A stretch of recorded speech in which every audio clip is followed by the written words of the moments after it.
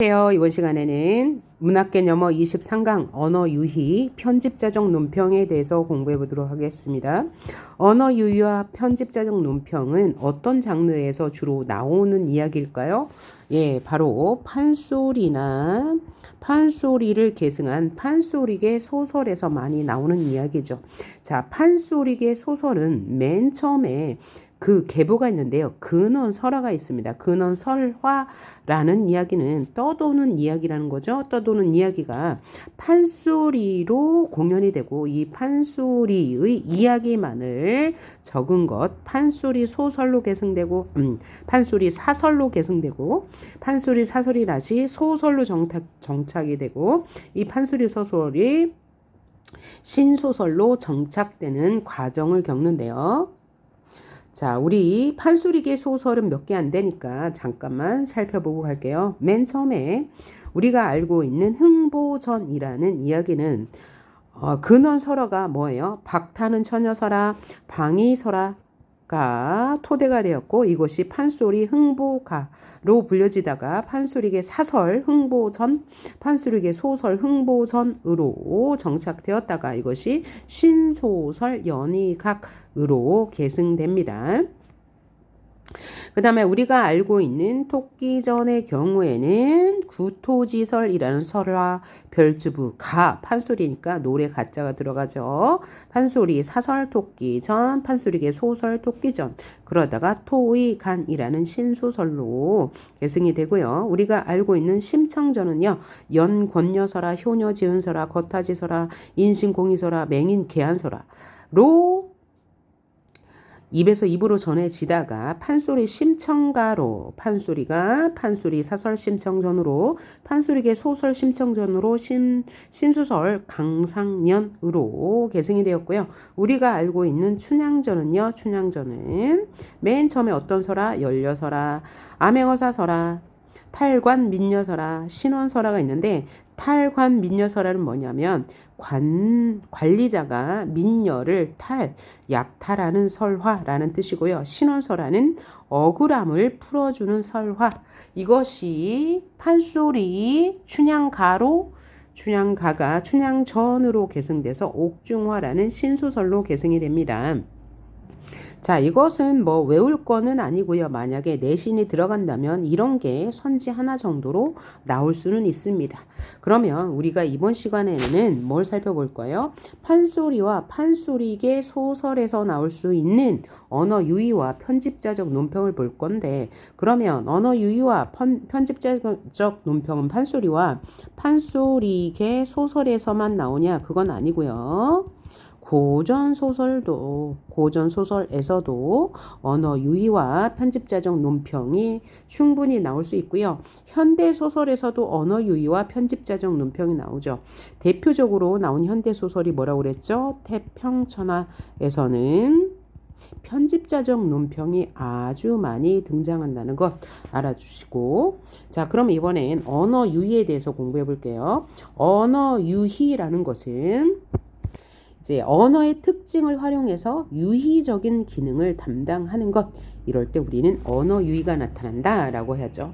이 언어 유희는 한마디로 말장난인데 그럼 이런 말장난을 왜 할까요? 주로 이제 판소리에서 나타나는데 이 독자 판소리라는 공연을 관람하는 독자 뭐라고 하죠? 관객의 흥미를 진작하기 위해서 말장난을 하는 거죠. 이 언어유를 통해서 그래서 말장난을 다른 말로 뭐라고 하냐면 어떤 대상을 우스꽝스럽게 표현한다. 그래서 뭐라고도 해요? 희화화한다. 우스꽝스럽게 표현한다. 희화화란 말과 같은 거죠. 그러면 언어유희 희화화를 통해서 우리가 느낄 수 있는 문학의 미적 범주 뭐라고요? 골개미를 느낄 수 있다고 그랬어요. 골개미라는 것은 어떤 것을 희화화함으로써 느낄 수 있는 웃음적인 요소, 재밌는 표현을 골개미라고 하는데 이 골개미에 해당하는 두 가지 표현법 뭐라고 그래요? 해학과 풍자라고 하죠. 해학은 해학과 풍자는 공통적으로 웃음을 유발해요. 즉 대상을 희화화한다는 특징이 있는데 해학은 대상을 어떻게 연민 어린 시선으로 보여주면서 웃음을 유발하는 거고요. 풍자는 대상을 비판하는 의도로 대상을 우습게 표현하는 것이다 라고 알아주면 되는데요. 이 언어 유희는 네 가지 방식으로 나타나요. 첫 번째는 음이 같다는 얘기예요. 글자 하나가 같아요. 그래서 같은 글자를 이용해서 대상을 희화화, 언어 유희 수법을 쓰기도 하고요. 동음이의어, 그러니까 뜻은 다른데 음이 같은 걸 활용해서 언어 유희를 보여줘요. 그 다음에 발음의 유사성을 통해서 언어 유희가 나타나고요. 언어 도치를 통해서 나타나는데 여러분이 가끔 헷갈리는 게 뭐냐면 발음의 유사성과 동음이의어는 어떻게 다른가요? 라고 질문하는 경우가 있는데요. 동음을 활용한 언어 유희는요. 글자 하나, 그러니까 음절 하나가 반복되면서 웃음을 유발할 때는 동음을 활용한 언어 유희가 있다라고 하고요. 동음이의어 활용은 음절 두 개가 같은 것을 활용해요. 그러나 뜻은 다른 거. 그 다음에 발음의 유사성은 뭐냐면 얘는 한 글자, 그러니까 하나의 음절 이상이 비슷하거나 혹은 같음을 활용해서 웃음을 유발하는 거예요. 언어 도치는 뭐예요?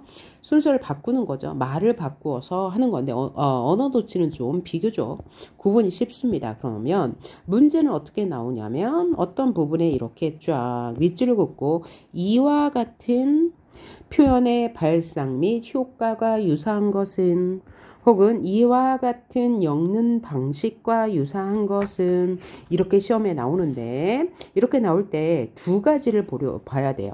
선지가 1, 2, 3, 4, 5 5개가 있어요. 그러면 이 5개를 비교하는 방식이 가장 좋은 접근법이라고 했죠. 그래서 만약에 1, 2, 3, 4는 모두 언어 유희가 사용되었어요. 그것이 의문의 유사성이든 언어 도치든 동음이든 동음이어 등 관계없이 4개는 사용되었는데 5번째 하나는 언어 유희가 없다. 그러면 얘는 5번이 답일 테고 그런데 선지를 보니까 1번에는 의문의 유사성을 활용한 언어 유희가 있고 2번에는 언어 도치에 의한 언어 유희가 있고 세 번째는 의문의 유사성이 있고 네 번째도 유사성이야. 그러면 답은 뭐가 되는 거죠? 바로 이 언어 유희의 방식이 다른 언어 도치가 답이 된다. 그래서 선지를 꼭 비교해 보아야 합니다. 나 이거 알아. 그러고 대충 찍으면 반드시 틀릴 수밖에 없어요. 그래서 우리가 문제를 풀 때 뭐라고요? 뭘 묻는지 모르겠어 라고 할 때는 선지를 비교해서 다 차이가 나는 하나가 답일 수밖에 없다고 얘기한 적이 있습니다. 그런 식으로 이제 구분하시면 되고요. 그리고 우리는 지금 공부하는 단계니까 언어 유희 4가지 방식 중에 어떤 것이냐 확실히 알고 가셔야 되겠습니다. 그럼 첫 번째 갈비를 직신 갈비 한 대 못 꼬지고 얘가 이제 춘향전의 한 대목에서 나오는 건데 이도령이 운봉의 밥상을 보고 그 밥상을 탁 치면서 갈비를 직신했다는 것은 갈비를 툭 쳤다는 거예요. 갈비를 치며가 아니고 운봉의 밥상을 툭 치며 갈비를 갈비 한 대 먹고 지고 오라고 했어요. 여기서 직신은 누르다라는 뜻이거든요. 밥상 위에 있는 갈비를 누르며 갈비 한 대 먹고 지고라고 했어요. 그러면 여기서 이 갈비는 2가지로 해석할 수 있는 거죠. 첫 번째 갈비는 고기의 갈비고요. 2번째 갈비는 사람 몸에 있는 갈비뼈예요. 사람 몸. 그래서 얘는 뭐예요? 동음이의어를 활용한 언어 유희죠. 그러면 이 상황을 알아야 될 거예요. 어떤 상황이냐면 이도령이 이제 어사또가 되어서 변사또의 생일잔치에 참여했는데 들어갔는데 다른 사람 밥상에는 다 모두 기름진 음식이 있어요. 그런데 이 이도령이 어사또의 신분으로 갔기 때문에 이제 허름한 거지 차림으로 갔거든요. 그랬더니 이 밥상에는 풀밖에 없었어요. 그래서 이도령이 어떤 마음으로 갈비를 직신 갈비 한 대 먹고 지고라고 했겠어요. 정말 그 갈비가 먹고 싶어서가 아니라 물론 그럴 수도 있지만 백성들의 피고름으로 짠 세금을 걷어서 이 변사또의 생일잔치를 이렇게 거하게 하다니라는 속마음을 담고 있죠. 그래서 그 생일잔치에 모인 그 사람들을 좀 때려주고 싶은 마음을 담아서 이런 대사를 했을 거예요. 갈비를 누르며 갈비 한 대 먹고 지고. 그러니까 갈비 여기서 갈비는 두 가지 의미 동음 이의예요. 고기 갈비를 먹고 싶어 아니면 이 사람의 갈비뼈를 누르고 싶어 이런 마음이죠. 그 다음에 허리 꺾어 절반 개다리 소반이라는 이 대사는 언제 나오는 거냐면 봉산탈춤이라는 탈놀이가 있습니다. 이 탈놀이는 말뚝이라는 노비와 양반이 등장하는데 이 말뚝이가 양반을 계속 놀리는 장면이 이어지는데 그때 이 양반의 권위를 실추하기 위해서 반자를 반복해요. 뭐라고 하냐면 양반인지 족반인지 허리 꺾어 절반인지 개다리 소반인지 꾸레미 전에 백반인지 라고 하면서 이 반자를 계속 반복하는 이유는 이 양반의 권위를 실추하기 위해서요. 자, 봉산탈춤이라는 것은 탈놀이인데요. 말뚝이와 양반 삼형제가 등장합니다. 그래서 일정한 재단 구조가 반복되는 형식인데 재단 구조라는 것은 이야기 구조라는 것이죠. 그래서 맨 처음에 이야기가 시작될 때 쉬 하면서 말뚝이가 이야기를 시작하면 자, 말뚝이가 먼저 양반을 조롱해요. 그러면 양반이 호통을 쳐요. 그러면 말뚝이가 다시 변명을 하고 양반이 안심하고 춤으로써 한 장이 끝납니다. 그래서 각 과장이 독립적으로 끊임없이 반복되는 구조를 취하는 게 이 봉산탈춤의 특징이에요. 가명극이라고도 하고 탈춤이라고도 하고 민속극이라고도 하는데 이 이야기를 통해서 양반을 풍자하고자 하는 목적을 가지고 있는 가명극이라고 보시면 되겠습니다. 양반에 대한 풍자 조롱이 이어지는 거예요. 이때 허리 꺾어 절반 개다리 소반 뭐 반복이죠? 동음 반복. 반이라는 동음을 반복해서 양반의 권위를 실추시키면서 웃음을 유발하는 언어유희. 갈비를 직신 갈비 한 대 먹고 지고는 동음 이의어를 활용한 언어유희. 그 다음에 발음의 유사성은 뭐냐면 노생원님 끌어다가 라고 했어요. 이것도 역시 봉산탈춤에 나오는 대목인데요. 원래는 노시성을 가진 생원님이란 뜻이에요. 생원이라는 게 자, 조선시대 과거제도에서 1차 시험을 합격하면 생원 혹은 진사라는 직급을 얻게 돼요. 진사과에 합격하면 진사, 생원과에 합격하면 생원이에요. 그래서 노시성을 가진 과거 1차 시험을 합격한 노생원인데 이것을 양반의 권위를 실추시키기 위해서 노세 말원님이라고 이제 언어 유희를 한 거죠. 그러니까 노생원님인데 노세원님으로 바꿔서 발음의 유사성을 활용한 언어 유희라고 볼 수 있는 거고요.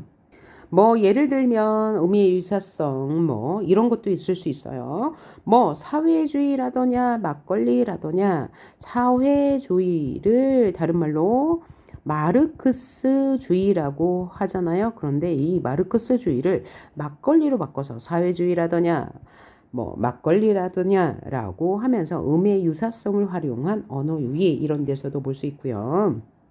또 매미는 맵달고 쓰르라미는 쓰다우니 이거는 뭐예요? 역시 음의 유사성을 활용한 언어 유희고요. 자, 다음으로 볼 것은 언어 도치에 의한 언어 유희. 문 들어온다 바람 닫아라. 원래는 바람 닫아라가 아니고 바람 들어온다 문 닫아라인데 바람과 문을 도치 바꿔서 웃음을 유발한다. 그래서 언어 도치에 의한 언어 유희다라고 생각하시면 돼요. 자, 그래서 판소리계 소설은 이와 같은 언어 유희, 그 다음에 편집자적 논평이 있고, 판소리계 소설 특징이 또 하나 뭐 있다고요? 예, 바로 언어의 이중성. 서민들이 좋아하는 고유어와 비속어, 양반들이 좋아하는 한문투를 동시에 사용한다고도 했습니다. 자, 그럼 이번에는 편집자적 논평을 한 번 더 공부해 보도록 할게요.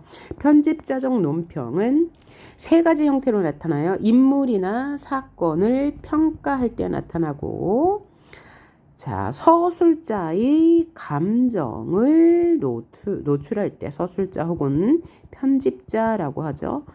를 노출할 때, 감정을 노출할 때도 나타나고요.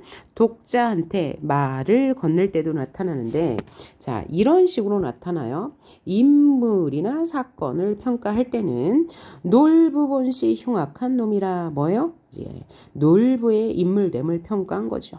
그 다음에 서술자의 감정, 어찌하니 불쌍하리요. 이럴 때, 그 다음에 독자한테 말을 건넬 때 어찌된 영문인가 다음 회를 보시라 라고 할 때 나타나죠. 그래서 다른 말로 서술자의 개의, 편집자적 논평, 서술자의 목소리, 작가의 개입, 작가의식의 직접 표출이란 말이 다 뭐예요? 편집자의 논평이란 말과 같고요.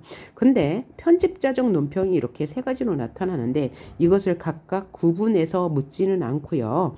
이거 통틀어서 편집자적 논평, 서술자의 개입이 있네 없네 이것만 판단하시면 되겠습니다. 자, 다음으로 봐야 할 것이 간결체와 만연체인데, 간결체는 뭐라고 그래요? 문장의 길이가 짧을 때 간결체. 그 다음에 문장의 길이가 2줄 이상이 될 때 만연체.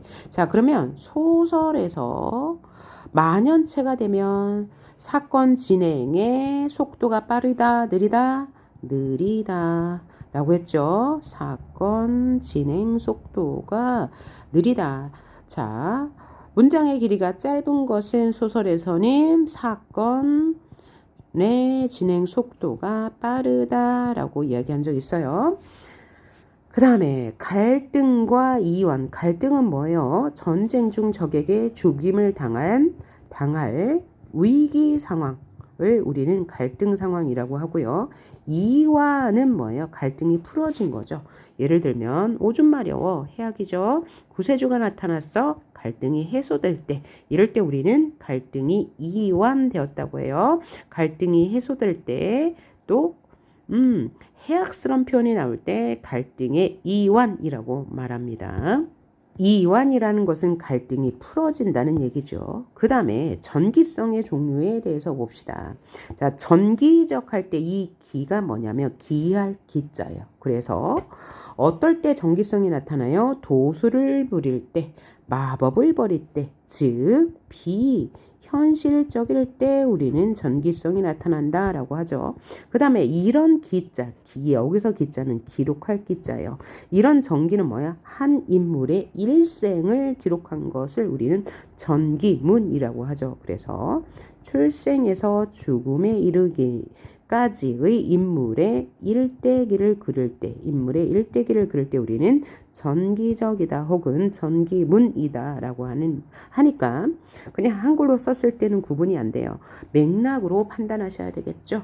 그 다음에 묘사는 세 가지 종류로 나타날 수 있어요. 배경묘사, 심리묘사, 외양묘사.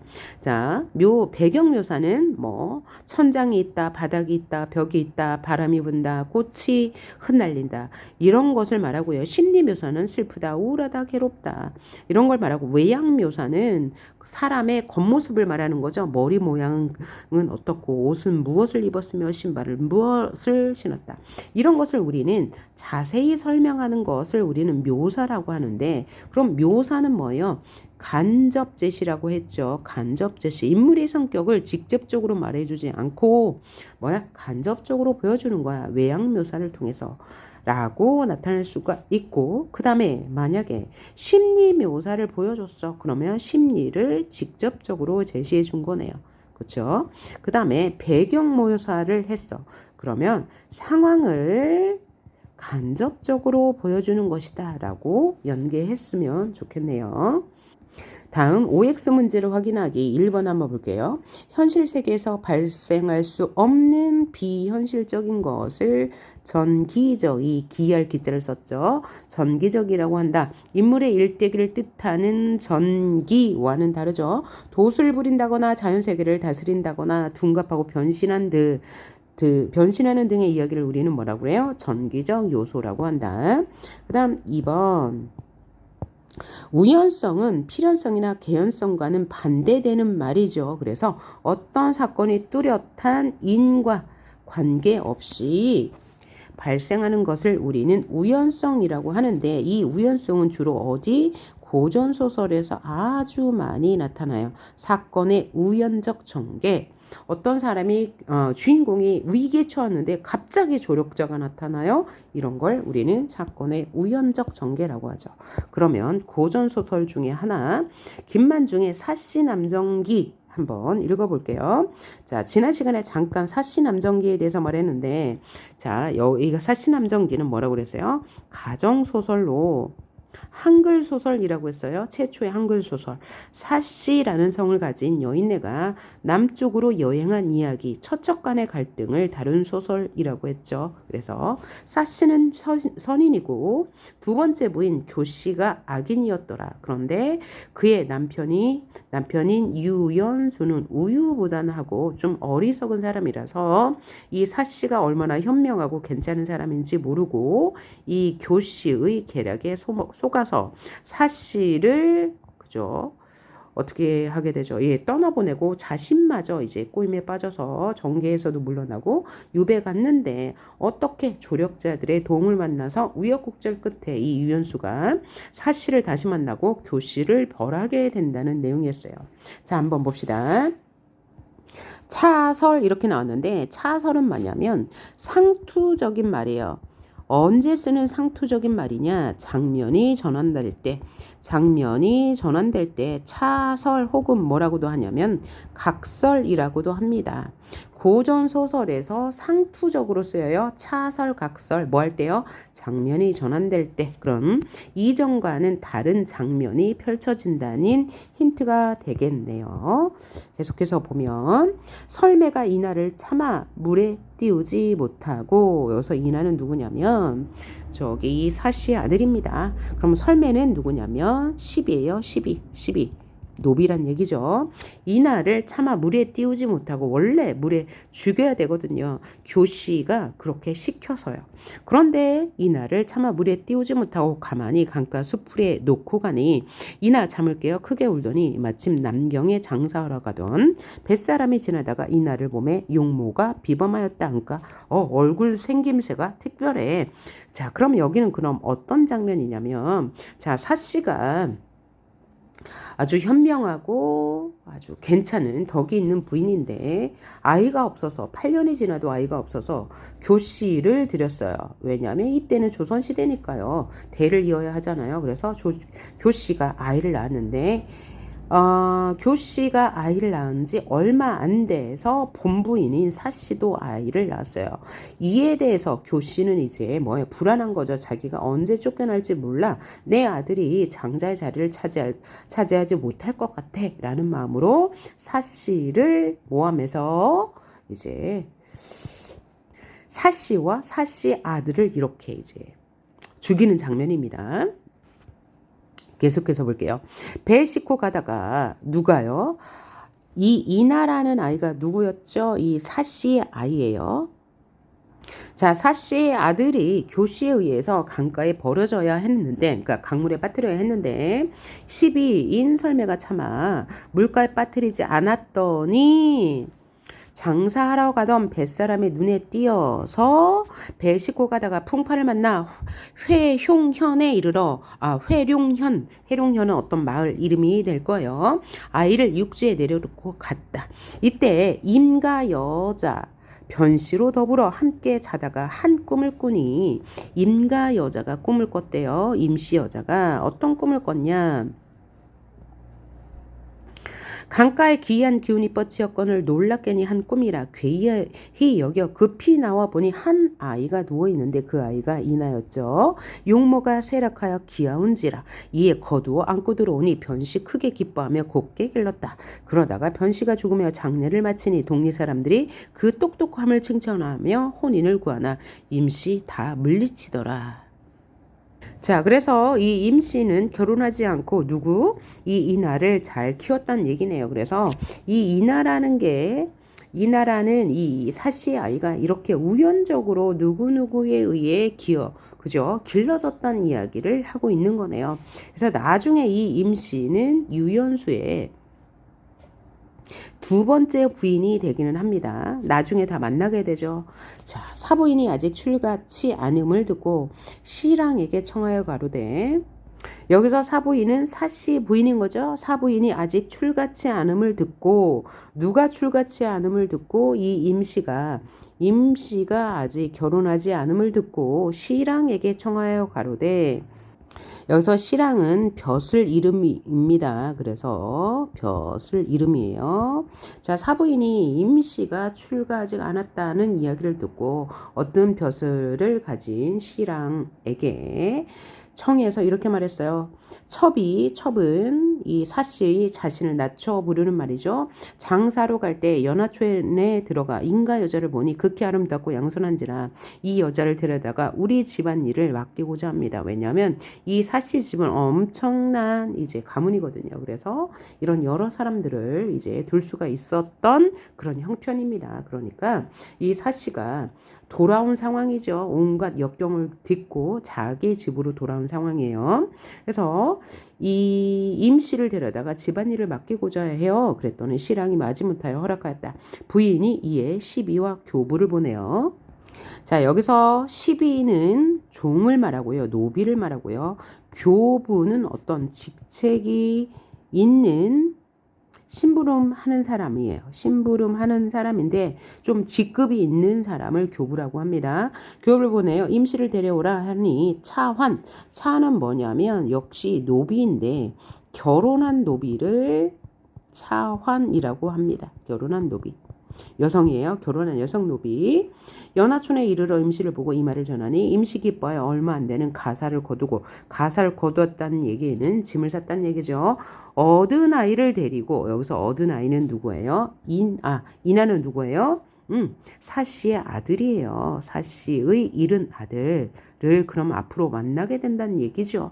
아이를 데리고 이르러 사부인을 보고 반겨 맞았다. 부인이 종족을 모아 잔치하고 임씨를 예를 차려 맞아들이니 그 용모 아름다웠다. 자, 여기서 종족이라는 것은 친척을 말합니다. 친척들을 모아 잔치하고 임씨를 예를 치러 맞아들이니 그 용모 아름답다. 여기서 우연성이 아주 많이 나타나요. 첫째는 버려진 이나가 이제 뱃사람한테 구해지고, 이 뱃사람한테 구해졌는데 우연히 임씨가 꿈을 꿔서 이상한 기운을 느껴서 이나를 데려다 기르게 되고, 또 사씨가 이 임씨 여인을 좋게 보고 데려오고, 또 임씨 여인이 그럼 후에 어떻게 되겠어요? 데려온 이 아이나 그죠? 사씨 아들과 만나게 된다는 우연성이 나타난다는 거죠. 자, 그러면 3번 볼게요. 다음 대목에 동장하는 속성을 쓰시오. 마침 남경에 장사하러 가던 뱃사람이 누굴 봤어요? 이나를 발견해서 구하는 거 우연성. 그 다음에 강가에 기이한 기운이 뻗쳐서 우연성. 그래서 임씨가 사씨 아들 이나를 데려다 키우게 되는 이야기로 전개되는 우연성. 임씨가 이나를 키우게 되고, 이 이나가 뭐야? 사씨 아들이니까. 그래서 나중에 또 인연을 맺게 되는 우연적인 사건 전개가 나타납니다. 네, 우리 지금 4번까지 봤는데요. 5번부터는 다음 강의에서 이어가도록 하겠습니다. 수고하셨습니다.